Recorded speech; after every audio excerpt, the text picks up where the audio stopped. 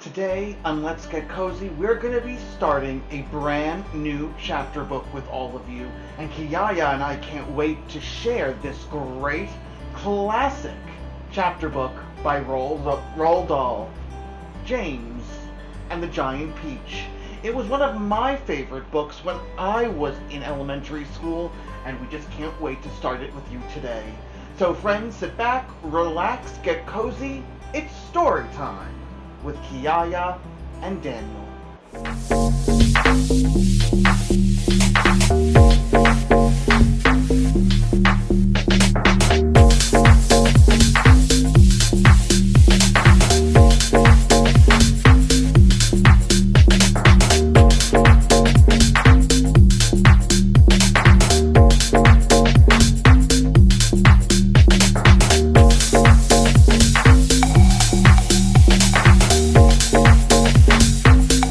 Are such an important part of our lives.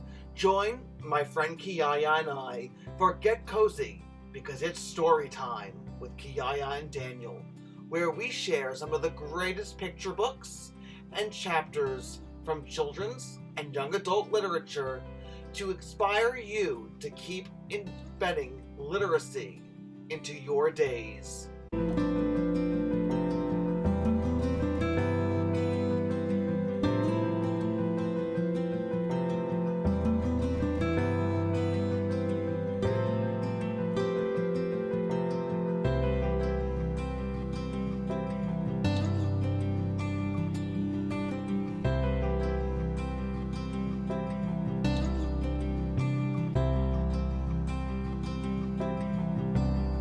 Chapter 1.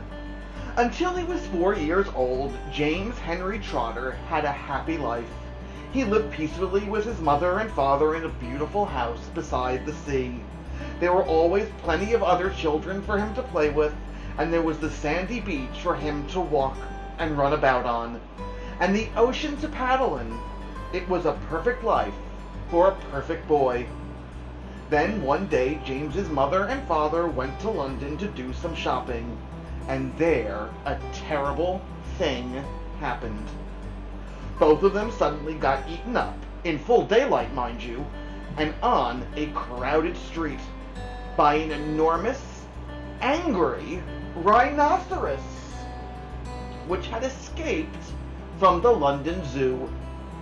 Now this, as you can well imagine, was rather a nasty experience for two such gentle parents. But in the long run, it was far nastier for James than it was for them. Their troubles were over in a jiffy. They were dead and gone in 35 seconds flat. Poor James, on the other hand, was still very much alive, and all at once he found himself alone and frightened in a vast, unfriendly world. The lovely house by the seaside had to be sold immediately, and the little boy, carrying nothing but a small suitcase containing a pair of pajamas and a toothbrush, was sent away to live with his two aunts. Their names were Aunt Sponge and Aunt Spiker, and I am sorry to say that they were both really horrible people. They were selfish and lazy and cruel. And right from the beginning they started beating poor James for almost no reason at all. They never called him by his real name, but always referred to him as "you disgusting little beast," or "you filthy nuisance," or "you miserable creature." And they certainly never gave him any toys to play with or picture books to look at. His room was as bare as a prison cell. They lived, Aunt Sponge, Aunt Spiker, and now James, as well, in a queer, ramshackle house on the top of a high hill in the south of England.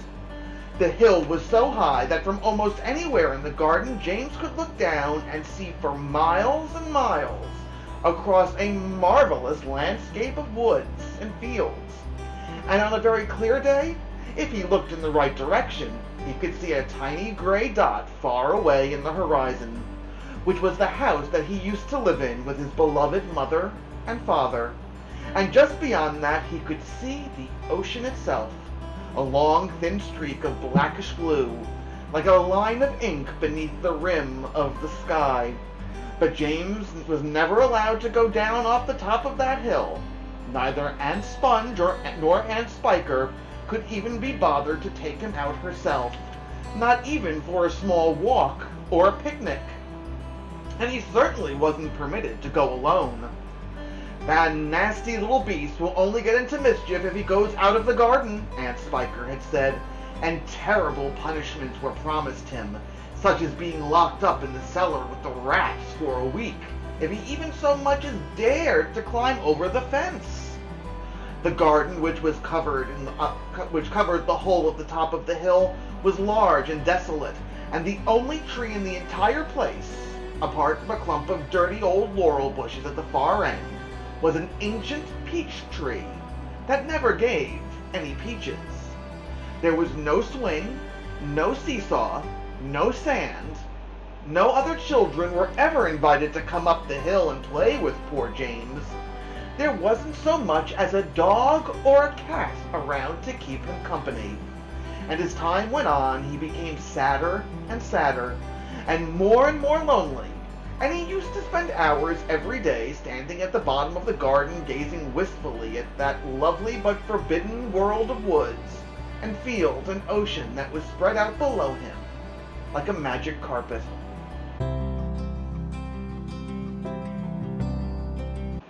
Chapter 2. After James Henry Trotter had been living with his aunts for 3 whole years, came a morning when something rather peculiar happened to him. And this thing, which I say was only rather peculiar, soon caused a second thing to happen, which was very peculiar. And then the very peculiar thing, in its own turn, caused a really fantastically peculiar thing to occur. It all started on a blazing hot day in the middle of summer. Aunt Sponge, Aunt Spiker, and James were all out in the garden. James had been put to work as usual. This time he was chopping wood for the kitchen stove. Aunt Sponge and Aunt Spiker were sitting comfortably in deck chairs nearby, sipping tall glasses of fizzy lemonade, and watching him to see that he didn't stop for one moment. Aunt Sponge was enormously fat and very short. She had small piggy eyes, a sunken mouth, and one of those white flabby faces that looked exactly as though it had been boiled. She was like a great white, soggy, overboiled cabbage. Aunt Spiker, on the other hand, was lean and tall and bony, and she wore steel-rimmed spectacles that fixed onto the end of her nose with a clip. She had a screeching voice and long, wet, narrow lips, and whenever she got angry or excited, little flecks of spit would come shooting out of her mouth as she talked. And there they sat, these 2 ghastly hags, sipping their drinks and every now and then, again, screaming at James to chop faster and faster. They also talked about themselves, each one saying how beautiful she thought she was. Aunt Sponge had a long-handled mirror on her lap, and she kept picking it up and gazing at her own hideous face. "I look and smell," Aunt Sponge declared, "as lovely as a rose. Just feast your eyes upon my face, observe my shapely nose. Behold my silky locks, and if I take off both my socks, you'll see my dainty toes." "But don't forget," Aunt Spiker cried, "how much your tummy shows." Aunt Sponge went red. Aunt Spiker said, "My sweet, you cannot win. Behold my gorgeous curvy shape, my teeth, my charming grin. Oh, beauteous me, how I adore my radiant looks. And please ignore the pimple on my chin." "My dear old trout," Aunt Sponge cried out, "you're only bones and skin. Such loveliness as I possess can only truly shine in Hollywood," Aunt Sponge declared. "Oh, wouldn't that be fine? I'd capture all the nation's hearts. They'd be giving me all the leading parts. The stars would all resign." "I think you'd make," Aunt Spiker said, "a lovely Frankenstein." Poor James was still slaving away at the chopping block. The heat was terrible. He was sweating all over. His arm was aching. The chopper was a large, blunt thing, far too heavy for a small boy to use. And as he worked, James began thinking about the other children in the world and what they might be doing at this moment. Some would be riding their tricycles in their gardens. Some would be walking in cool woods and picking bunches of wild flowers. And all the little friends whom he used to know would be down by the seaside playing in the wet sand and splashing around in the water. Great tears began oozing out of James's eyes and rolling down his cheeks. He stopped working and leaned against the chopping block, overwhelmed by his own unhappiness. "What's the matter with you?" Aunt Spiker creaked, glaring at him over the top of her steel spectacles. James began to cry. "Stop that immediately and get on with your work, you nasty little beast," Aunt Sponge ordered. "Oh, Auntie Sponge," James cried out, and Auntie Spiker, "could we all please, just for once, go down to the seaside on the bus? It isn't very far, and I feel so hot and awful and lonely." "Why, you lazy, good-for-nothing brute!" Aunt Spiker shouted. "Beat him!" cried Aunt Sponge. "I certainly will," Aunt Spiker snapped. She glared at James, and James looked back at her with large and frightened eyes. "I shall beat you later on in the day when I don't feel so hot," she said. "And now get out of my sight, you disgusting little worm, and give me some peace." James turned and ran. He ran off as fast as he could to the far end of the garden and hid himself behind that clump of dirty, old laurel bushes that we mentioned earlier on. Then he covered his face with his hands, and he began to cry and cry.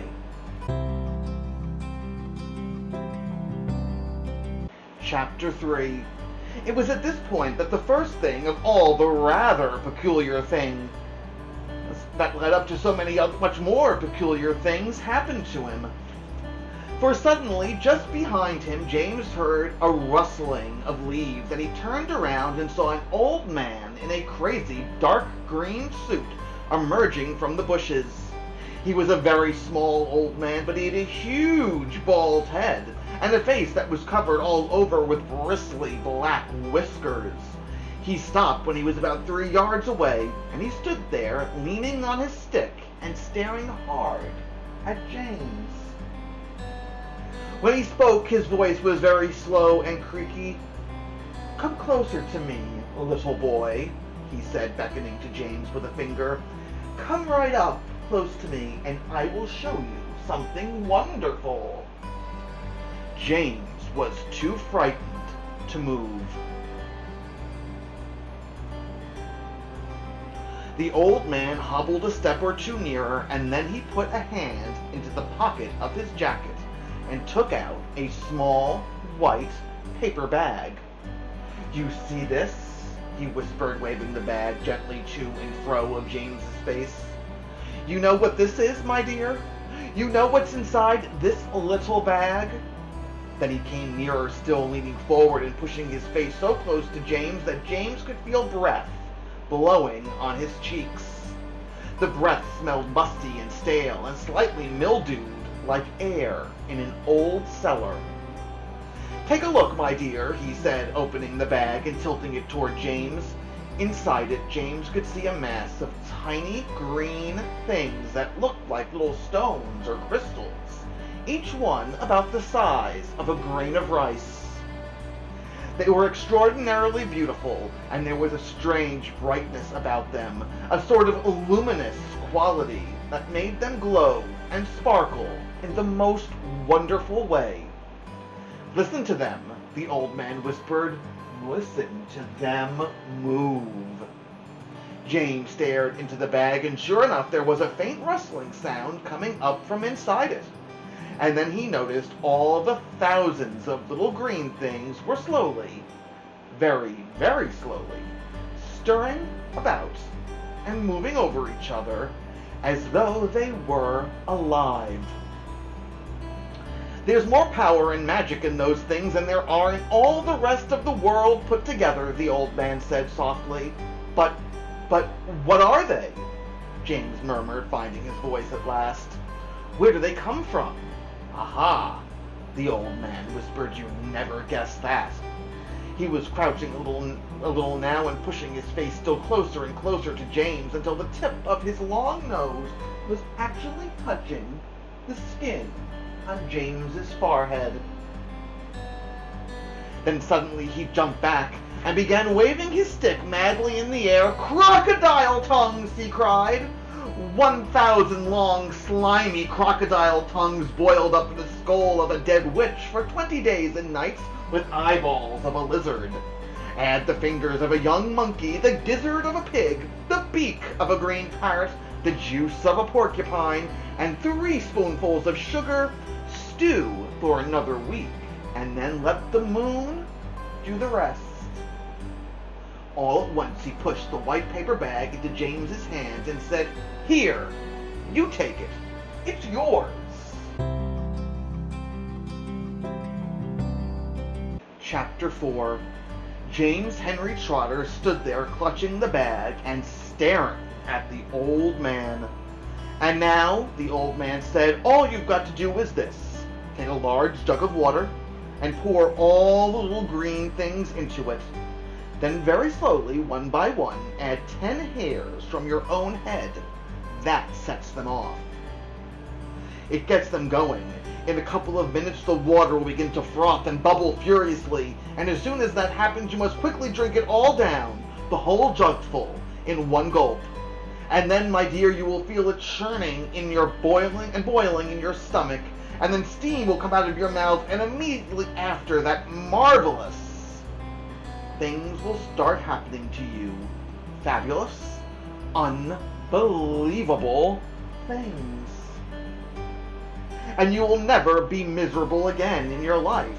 Because you are miserable, aren't you? You needn't tell me. I know all about it. Now off you go, and do exactly as I say, and do not whisper a word of this to those 2 horrible aunts of yours. Not a word. And don't let those green things in there get away from you either. Because if they do escape, then they will be working their magic upon somebody else, instead of upon you. And that isn't what you want at all, is it, my dear? Whoever they meet first, be it bug, insect, animal, or tree, that will be the one who gets the full power of their magic. So hold the bag tight, don't tear the paper, off you go, hurry up, don't wait, now's the time, hurry!" With that, the old man turned away and disappeared into the bushes.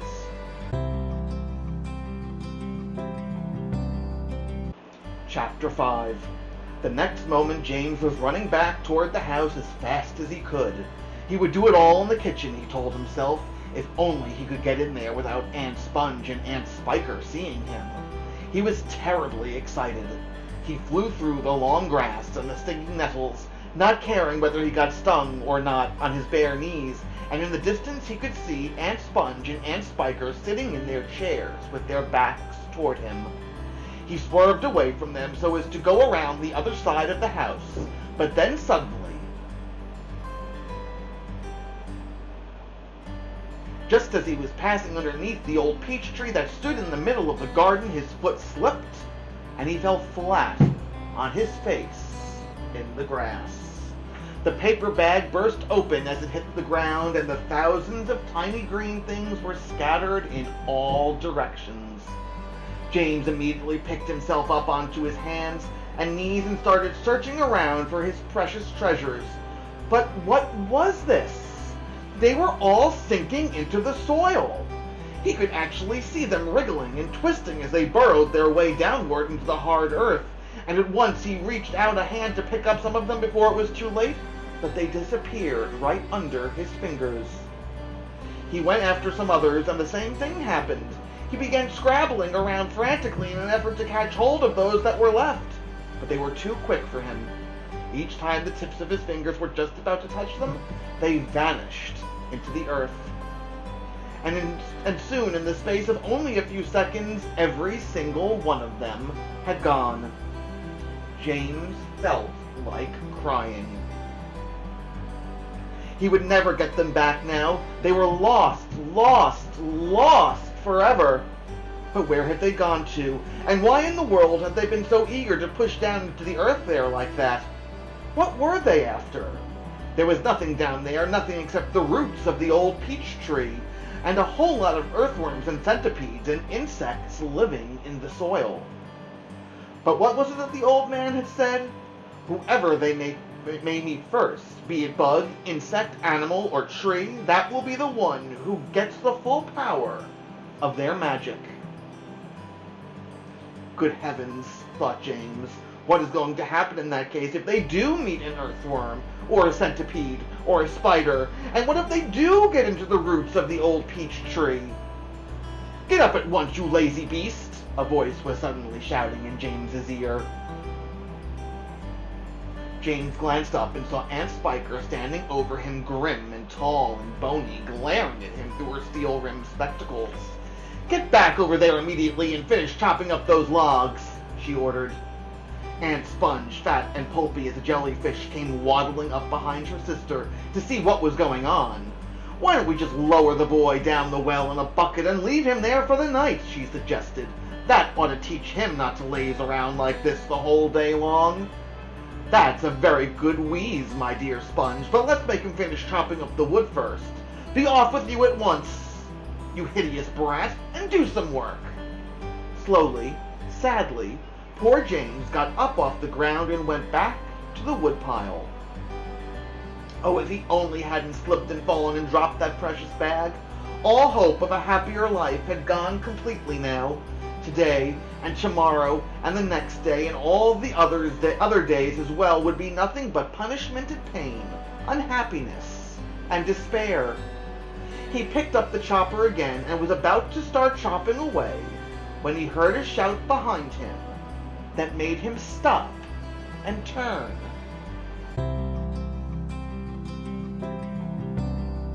Chapter 6. "Sponge! Sponge! Come at once and look at this!" "At what?" "It's a peach!" Aunt Spiker was shouting. "A what?" "A peach right up there on the highest branch! Can't you see it?" "I think you must be mistaken, my dear Spiker. That miserable tree never has any peaches on it." "There's one on it now, Sponge! You look for yourself!" "You're teasing me, Spiker. You're making my mouth water on purpose, when there's nothing to be put into it. Why, that tree's never even had a blossom on it, let alone a peach." "Right up on the highest branch, you say?" "I can't see a thing." "Very funny, ha ha! Good gracious me! Well, I'll be blowed. There really is a peach up there. A nice big one, too," Aunt Spiker said. "A beauty! A beauty!" Aunt Sponge cried out. At this point, James slowly put down his chopper and turned and looked across at the two women who were standing beneath the peach tree. "Something is about to happen," he told himself. "Something peculiar is about to happen any moment." He hadn't the faintest idea what it might be, but he could feel it in his bones that something was going to happen soon. He could feel it in the air around him, in the sudden stillness that had fallen upon the garden. James tiptoed a little closer to the tree. The ants were not talking now. They were just standing there staring at the peach. There was not a sound anywhere.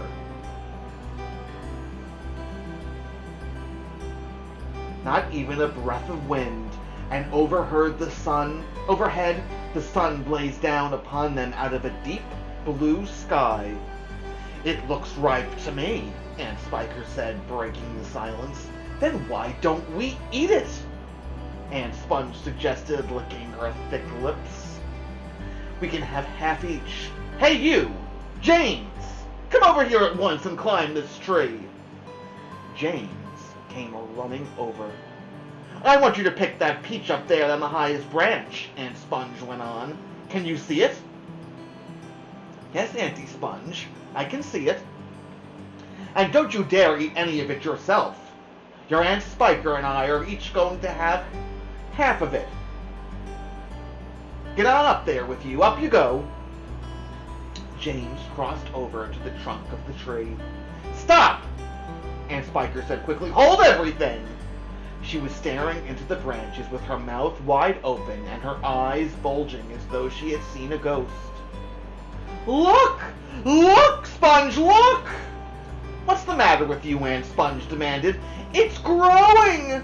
Aunt Spiker cried. "It's getting bigger and bigger!" "What is?" "The peach, of course." "You're joking." "Well, look for yourself."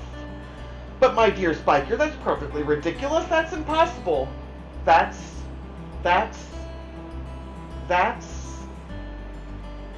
Now wait just a minute. No, that can't be right. No. Yes, great Scott, the thing really is growing. "It's nearly twice as big already," Aunt Spiker shouted. "It can't be true."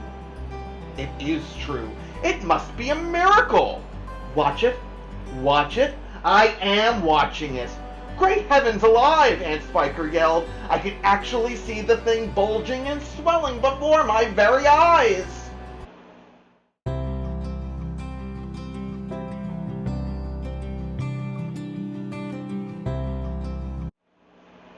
"I can't wait to find out what happens as this peach continues to grow."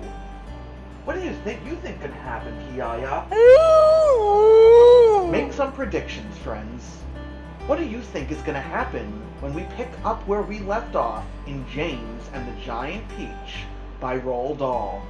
Share your predictions with us on our social media, at Stitching Wolf on Facebook and Instagram, or send them to us through email. Get cozy at STITCHINGwolfDesigns.com. Until our next time together, stay safe and healthy, and remember, that's right, Kiyaya, reading is power.